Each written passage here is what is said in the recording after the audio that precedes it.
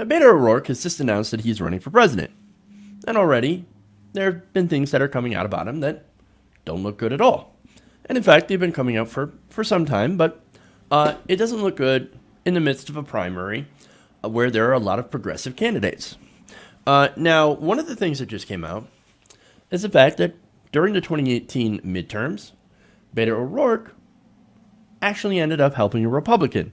Now, the thing about that is that this was a time where everybody was saying, oh, we got to vote blue. It's very, very important to vote blue, to vote in Democrats, so that we can make sure to put a check on Donald Trump's power. And during that time, where was Beto O'Rourke? Helping a Republican incumbent win his election against a Democrat. Now, at this time, Beto was visiting Texas's 23rd district. And this was last August, where there was a Democrat, Gina Ortiz-Jones, that was running against a GOP incumbent named Will Hurd. Now, per the New York Times, a Democratic Party county chairwoman had posed to him an uncomfortable question. Mr. O'Rourke had not endorsed Miss Jones. In fact, he had elevated her Republican opponent, Representative Will Hurd, with frequent praise, and most memorably, a live-stream bipartisan road trip that helped jumpstart their midterm campaigns. Would Mr. O'Rourke support the Democrat? And of course, it turns out he did not. He helped the Republican, as you can see from that picture. That's from their road trip, where they got to be such good bros. Now, when challenged on this, of course, O'Rourke had responded, look, this is a place where my politics and my job and my commitment to this country come into conflict. I'm going to put country over party. Country over party. Now, the result, of course, is that Will Hurd won by fewer than 1,000 votes. And, of course, there was a lot of anger over that. Many voters and local activists hold Mr. O'Rourke, whose success helped lift down-ballot candidates across the state, largely responsible for Jones' defeat. Now, why is that? Okay, so, look, the result here, okay, is now you have Will Hurd, right? Why would Robert Francis O'Rourke, a Democrat, who started out being very progressive, or at least said all the right things to show that he was a progressive, why would he endorse a Republican? That's really, really strange. Why would he support a Republican? Well, it's explained as the Will Hurd is considered a moderate Republican, right? As a representative of a border district, Hurd has been a prominent critic of Trump's immigration policies. But, okay, that's not a good reason, because here you have Gina Ortiz-Jones, who is a Democrat, who's got to be more progressive on that issue, also believes in going up against Donald Trump's immigration policies. The entire Democratic Party is opposed to Donald Trump's immigration policies. So why would you choose a Republican? Especially when you consider Hurd's record on other things. He actually ends up voting with Republican colleagues more than 90% of the time.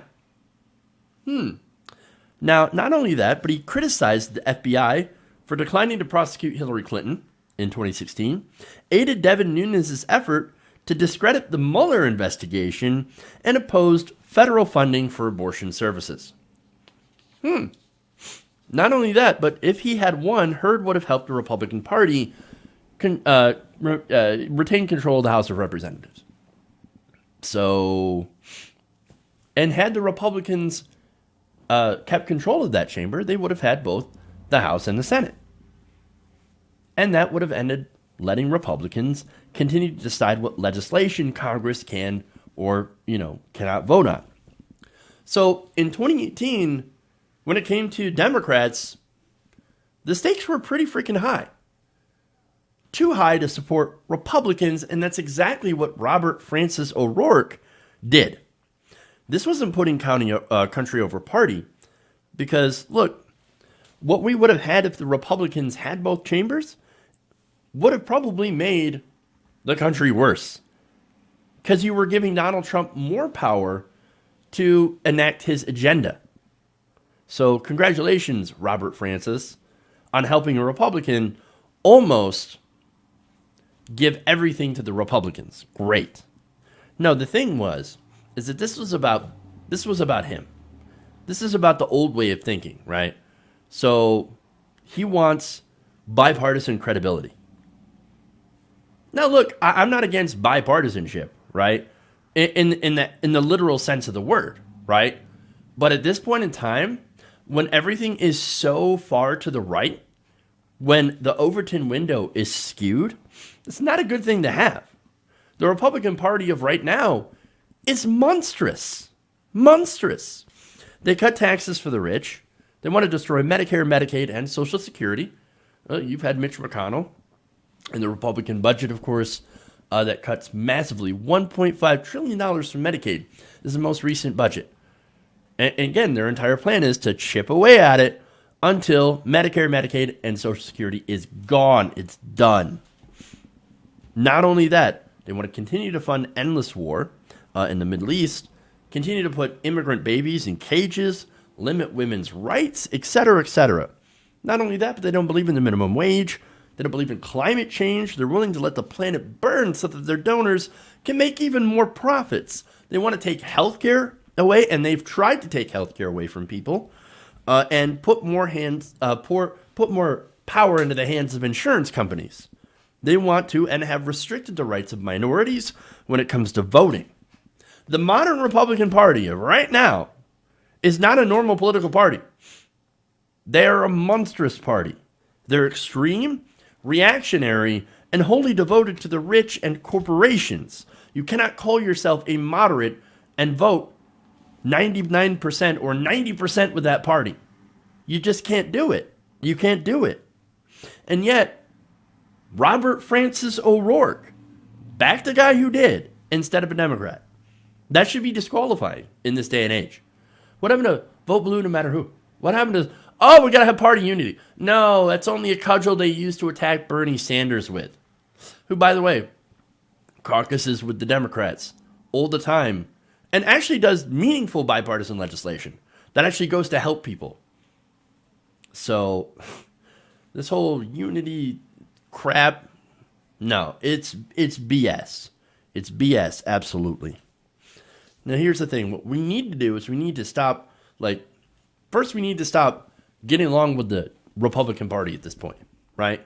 I mean, Joe Biden was out there. Now, Biden was another guy who, by the way, during 2018, stumped for Republican Fred Upton. So, I don't want to hear anything about how, oh, no, you don't understand. Joe Biden, he's a good Democrat. No, F that. He's not a good Democrat. Terrible. He might as well be a Republican.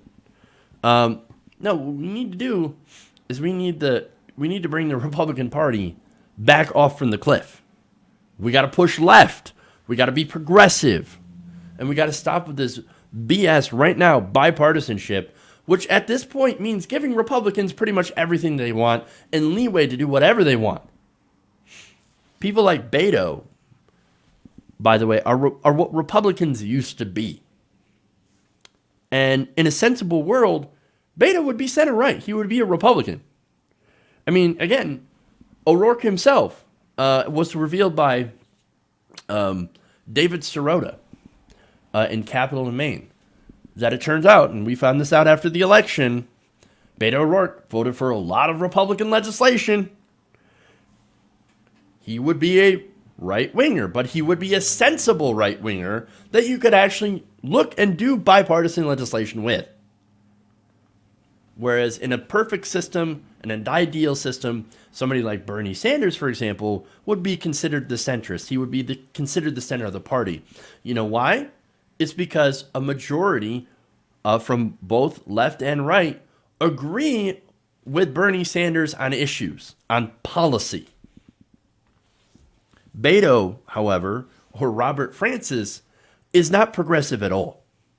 And in a field filled with actual progressives that have good records and progressive policy, his entrance into the race simply makes me ask one question.